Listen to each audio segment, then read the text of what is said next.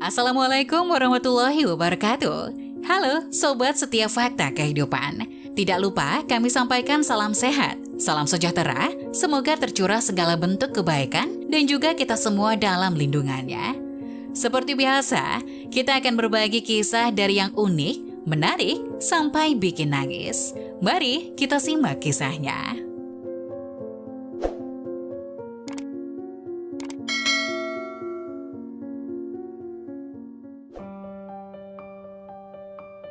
Setiap hari pemulung ini nemu duit di tempat sampah yang sama selama 10 tahun. Ini penyebabnya. Ada seorang pemulung usianya 60 tahun. Pekerjaannya setiap hari adalah mengais-ngais tong sampah, mencari botol bekas untuk dijual lagi demi sesuap nasi. Walaupun hidupnya susah, tapi ia sama sekali tidak kepikiran untuk meminta-minta. Asal ia masih bisa bekerja, ia tidak akan meminta pada orang lain. Jika ia tidak sengaja menemukan duit, dia akan anggap itu suatu keberuntungan, rezeki dari Allah. Suatu hari ketika sedang memungut sampah, dia melihat seorang pemuda jatuh pingsan. Pemuda itu terlihat seperti kesakitan. Tidak tahu ia terkena serangan jantung atau apa, tapi mukanya pucat.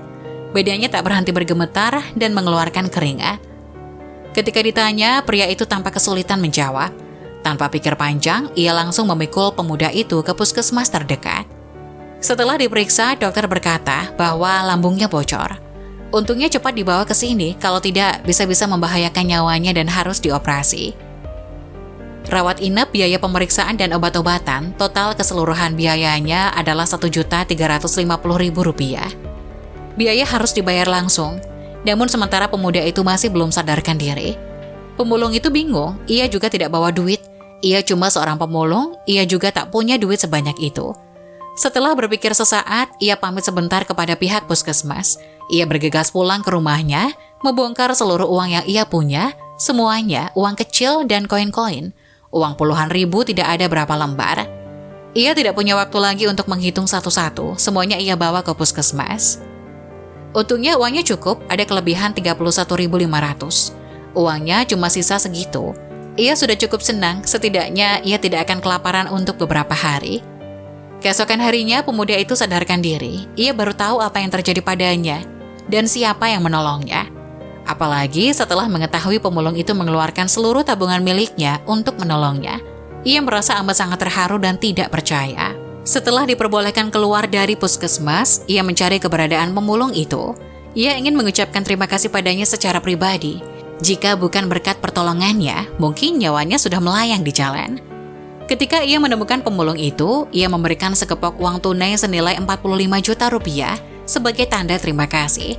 Dengan marah, pemulung itu menolak. Saya menolong kamu bukan demi uang, saya tidak mau uang kamu, bawa pulang sana. Pemulung itu pun pergi begitu saja. Biaya pengobatannya pun tidak ia tagih. Setelah pergi, pemulung itu sedikit menyesal. Uangnya hanya tersisa 20 ribuan saja. Apa harusnya tadi ia terima saja uang itu? Sekarang ia tidak punya apa-apa lagi, hanya bisa terus mengais sampah, mengumpulkan kembali uangnya sedikit demi sedikit.